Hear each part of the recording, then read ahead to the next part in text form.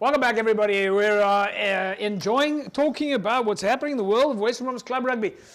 Guys, we've got to just jump on this. I must just say a big shout out to the folks from Unimil. I was down there the other day, and it was just amazing to see how many people are supporting Unimil, and of course who were watching the show on such a regular basis. They're of course involved there with Hyundai in Milnerton that has come on board with Unimil. But Morgan Newman, you've been in this game a long time. The geest that Cape Rugby TV brings when the show gets out there, people just love talking.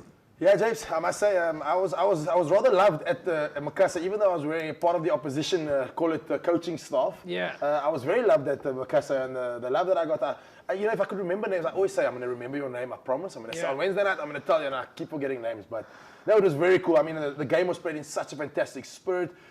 That is, for me, the perfect example of home ground advantage. The game was played in a fantastic spirit. Everyone came in and behaved themselves. There wasn't any, on field it was really hard physical rugby.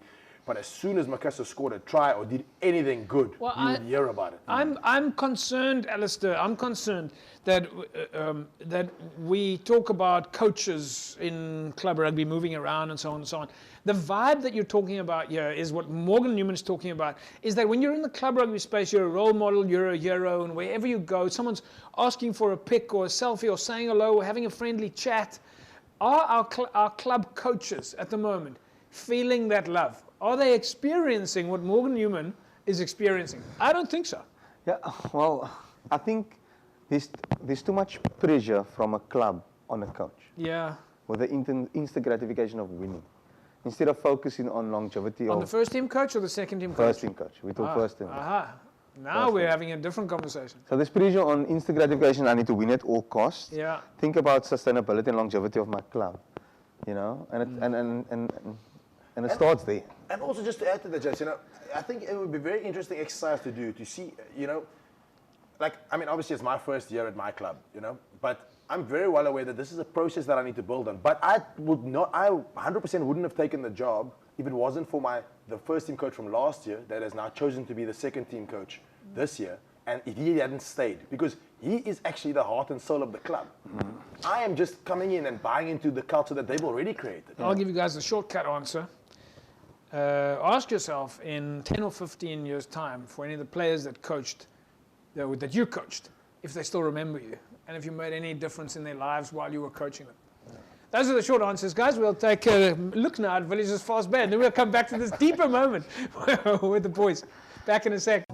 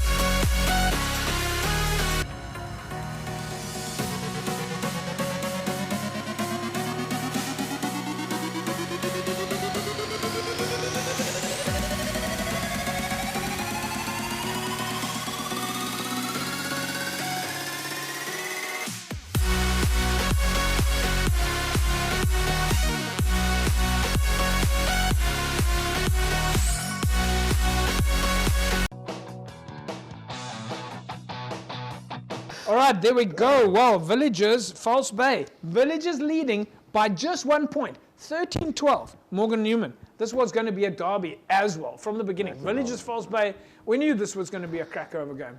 Yeah, without a doubt. That was the one. That was my pick last week. You asked me what my pick of the weekend was, and I told you it was definitely going to be Villagers Falsebay. Two sides there, very similarly matched almost, if you know what I mean, in terms of their standing in Super League A and you know who they represent and the kind of people that they attract and the kind of rugby players they attract. And went down. The result in the end is not what I expected, but halftime score looked pretty accurate.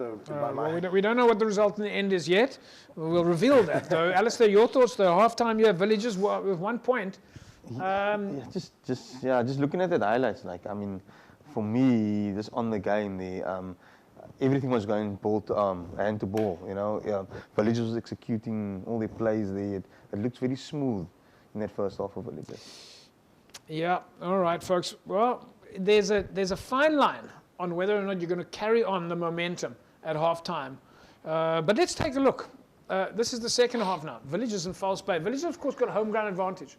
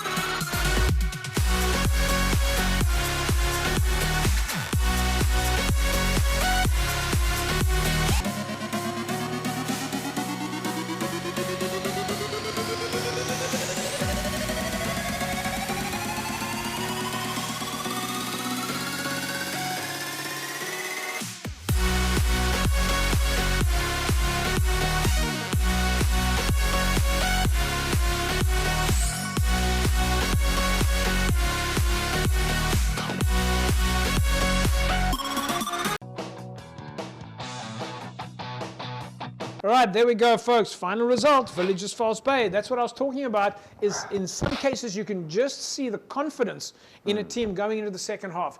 And it is, although it is a 1 point confidence, Alistair, Villagers knew what they needed to do. They stuck to their guns. Falsebay just didn't have, call it the powder to come back.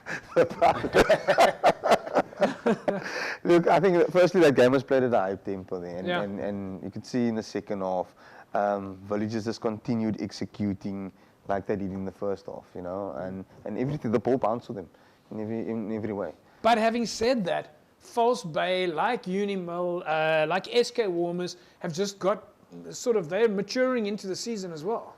I don't know, Falsebay's getting better by the week. Yeah, we're talking about it. I mean, they picked up some 1 or 2 close results. You know, I feel like they've been squeaking it for a while, picking up the results, and often that can go 1 or 2 ways. You know, you either that broods that sort of we're going to pick up lots of big results, or a result like this might set them back a couple of bit. I spoke to the management from Villagers actually, and they said to me they completely changed their game plan at halftime because they just felt matching Falsebay up front wasn't necessarily the answer. They needed to find different ways of getting around it. All right, there's interesting. Yeah, you could see that in that dial-up package. Yeah.